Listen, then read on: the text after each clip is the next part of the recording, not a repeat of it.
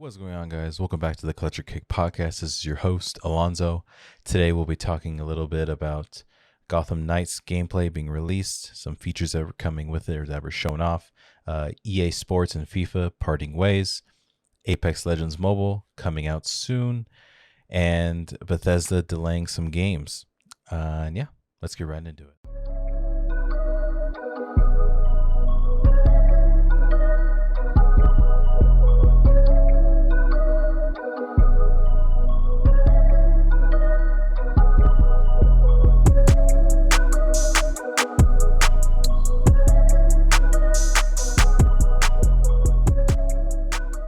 So first off today, I want to talk a little bit about Forza Horizon 6.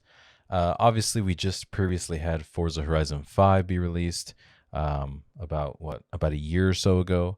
Actually, I don't even think a year yet. Maybe it has been. I don't remember. But there are already rumors that Forza Horizon 6 are in the state of development already. This comes from some job postings that have been posted about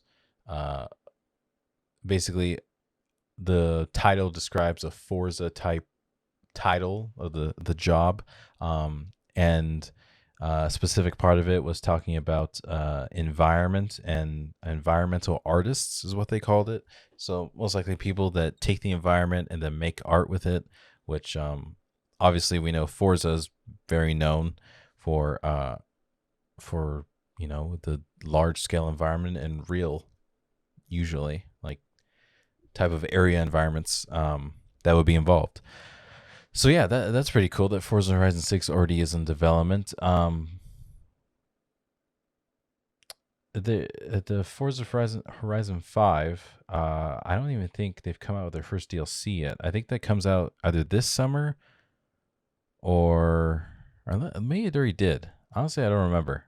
I feel like I haven't really heard much about it ever since it came out. It's like people liked it a lot and it was really good, but I haven't really heard like DLC news or whatever, because I know that they're big on DLC stuff, especially with Horizon 4.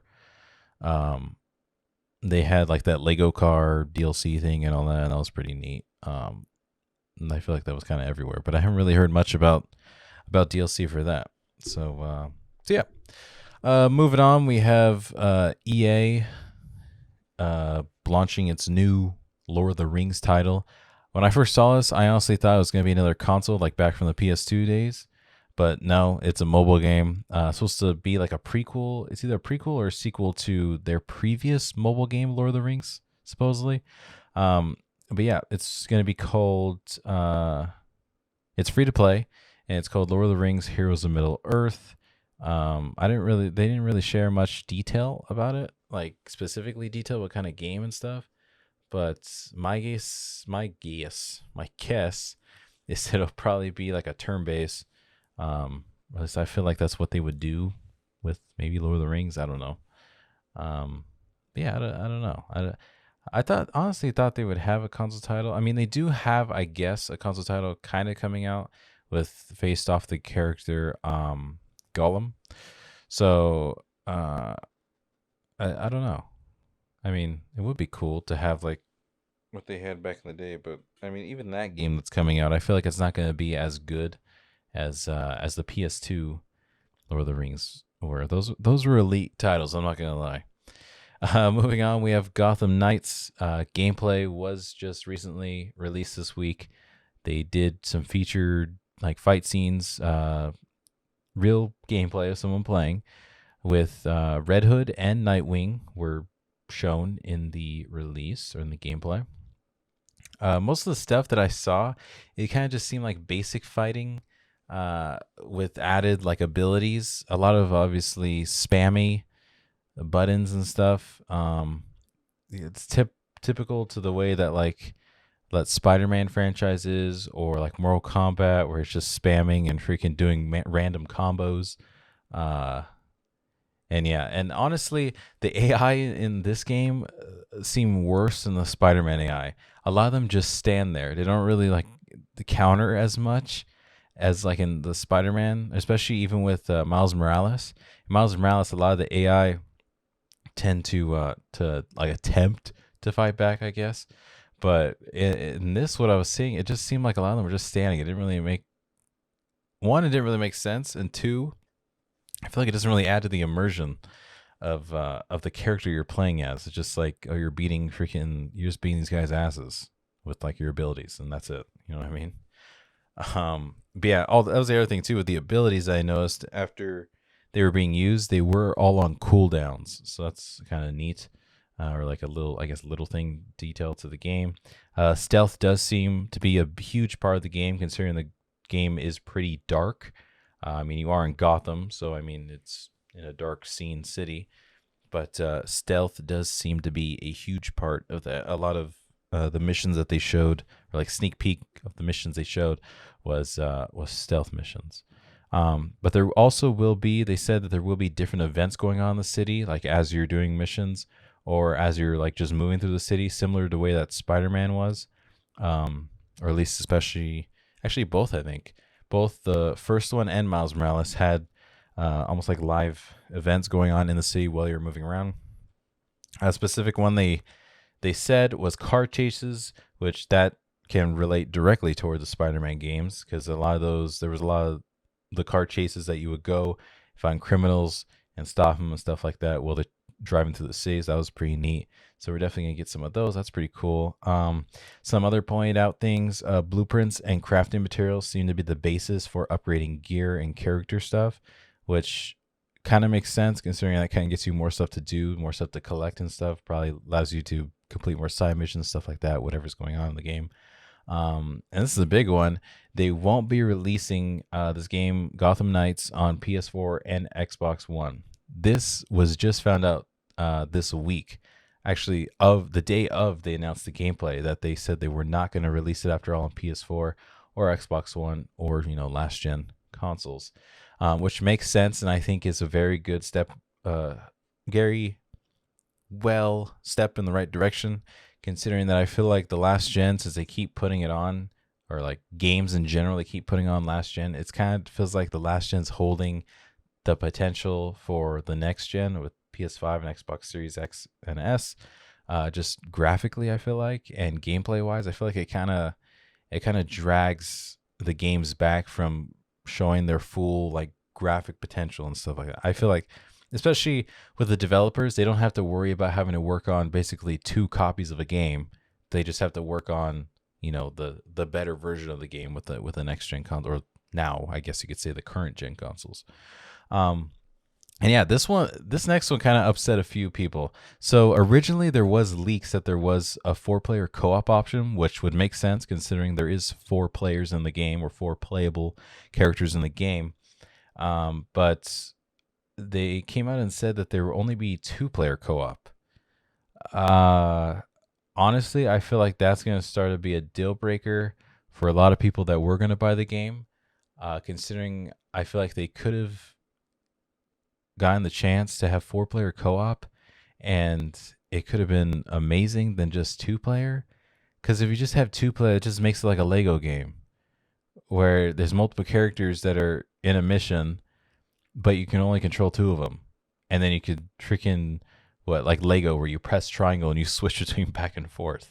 Like, I feel like that's kind of dumb. I feel like it would have been a lot more fun for 1, friend groups, and 2, just, I think it could have brought a lot more popularity to the game, or can, if they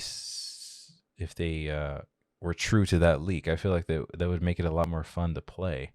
But yeah, I guess they decided to keep it to 2 players. So that's going to be interesting to see what the community, or actually, it's going to be interesting to see when it releases, how many players will actually be playing. Considering that, I think, at least for me, would kind of be a deal breaker, considering I can only play with the one other person.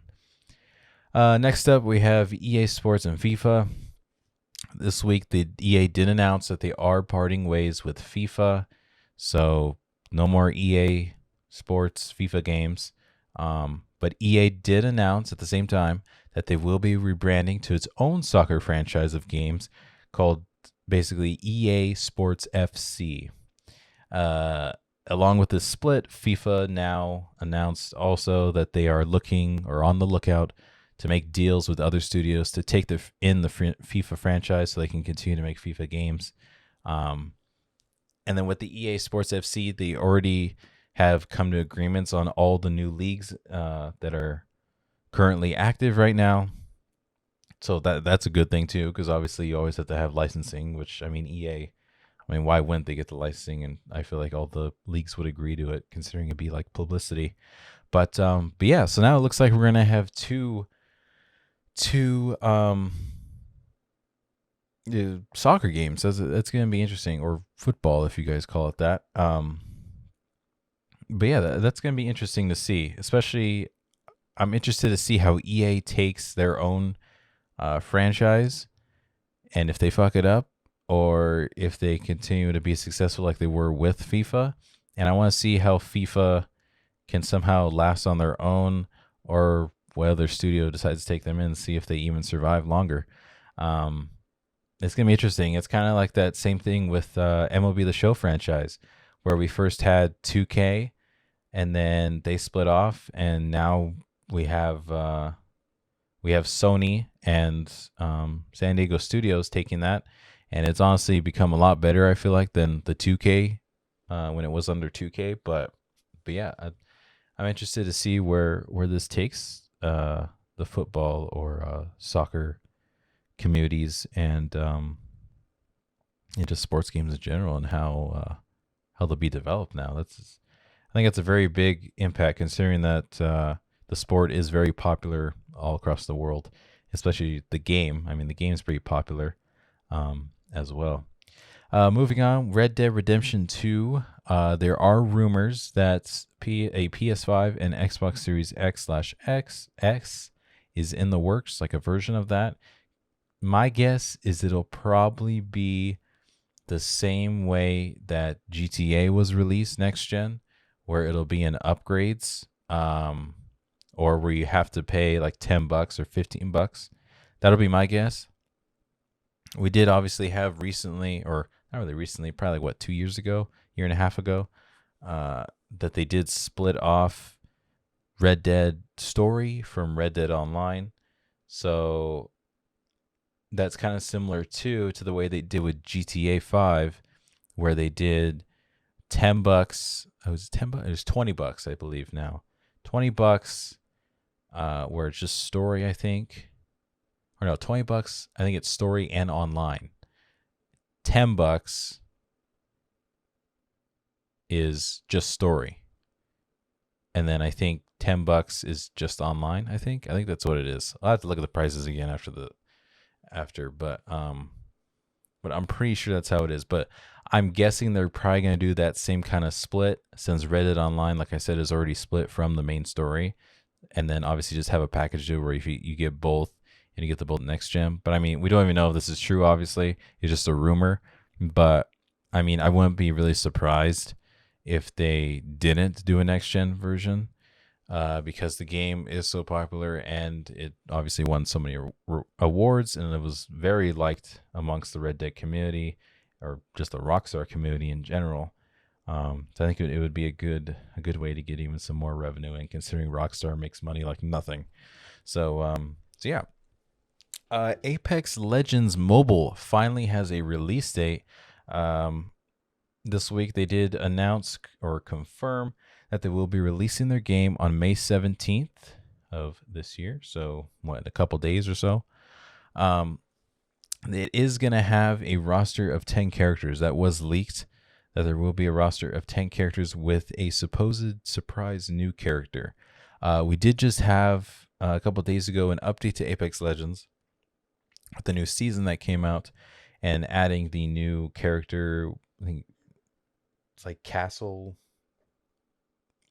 something. I forget the full name, but something like that. And they did have a new character, but supposedly with Apex Legends Mobile, like we said before in a past episode, that there are going to be exclusives, skins, and I think they said characters. And this comes to my next point, that there was leaked that the new character coming with mobile, their name is Fade, and they are going to be the new exclusive mobile character, or at least the first one for Apex Legends Mobile. It will be both, obviously, on Android and Apple devices, and you guys can go pre-register on the Apex Legend mobile website. So make sure you guys go do that if you are interested. So yeah, and back to the exclusive thing. I think that's going to be kind of a annoying thing in the community. I feel like that's going to cause a little bit of uproar, considering mobile is going to get exclusivity for certain things than from the main game on an actual device. So I think that's kind of scum. But yeah. So moving on, we have Ubisoft announcing that they for sure will be having 3 major games coming out before or all the way up to March 2023. They did like a quick little list. So they have Avatar Frontiers of Pandora, which we've heard a little bit about. That's supposed to be coming out at the end of this year. Obviously, they say this as if there won't be any delays, but I mean, we never know. At this point, there probably will be, considering there's a lot of developers that are still having delays with their games. But yeah, Avatar is expected to be out before the end of this year. We do know that game's being made by the developers over from the making of The Division. But yeah, it's expected to come out before the end of this year, which makes sense considering that the movie is set to launch in December of this year. So hopefully they stay true to that. But yeah, that'll be one of the games coming out before 2023. Mario and Rabbids, that sick game, Nintendo Switch exclusive. That's a turn-based strategy. That's set to come out in that set window between now and the end of March 2023. And then Skull and Bones. They announced Skull and Bones will most likely be looking, though, at a closer March 23 release. And Ubi kind of set a timetable of hopefully by March 31st of 2023. So that's exciting to get a real set window, especially for that game, considering we've been waiting quite a while for that. Next, we have Bethesda Delaying Games, plus some news about Starfield as well. So the big titles, well, I guess not really big, considering at least Redfall. But Redfall and Starfield are getting delayed. I know it kind of sucks, considering I was really looking forward towards Starfield.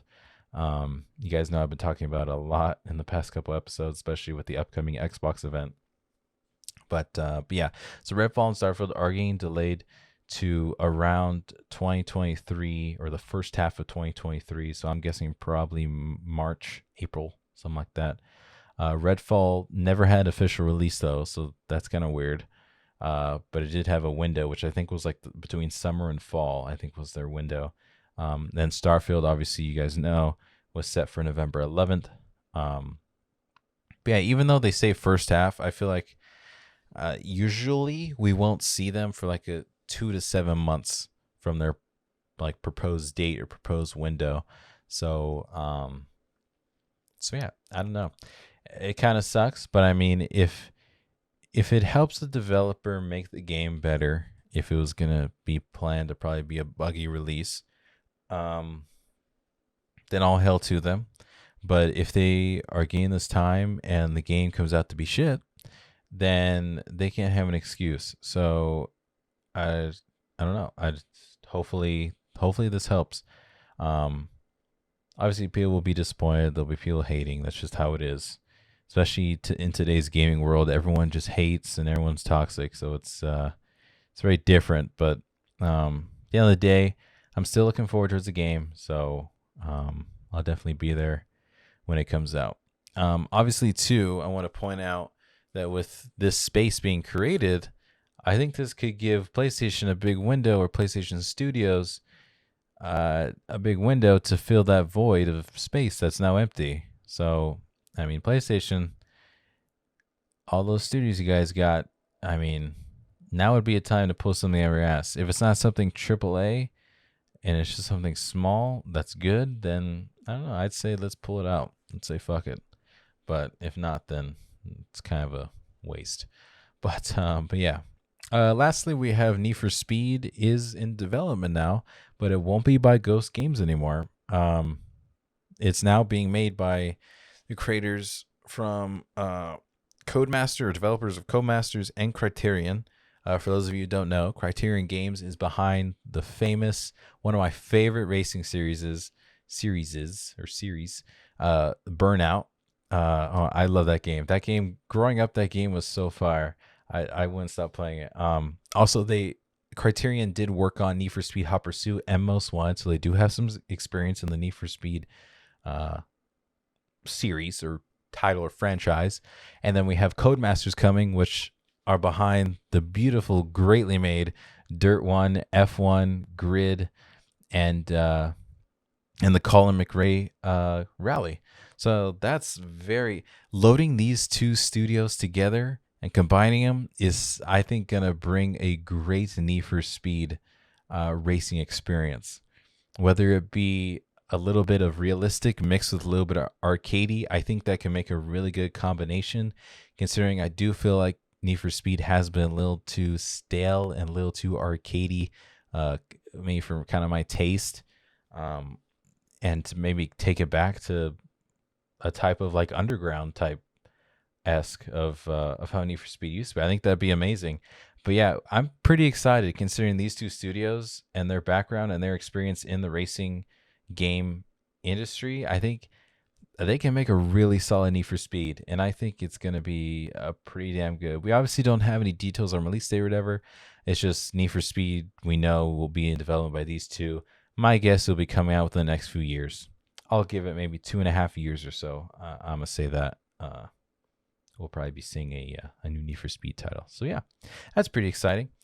So yeah, guys, that's all I have for you today for this week. So yeah, share your thoughts with me. What do you guys think about Gotham Knights and its gameplay and the features in it? How do you feel just how they're going about it, especially with a co-op experience?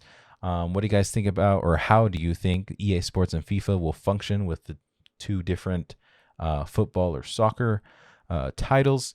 And what do you guys think about Starfield being delayed, and will it have a huge impact on the game, or will it affect your perspective of the game? And how do you guys actually feel about the Need for Speed being developed by these two studios, these two Titan racing studios? And yeah, hope you guys enjoyed. That's all the news for this week, and I'll talk to you guys next week. Peace.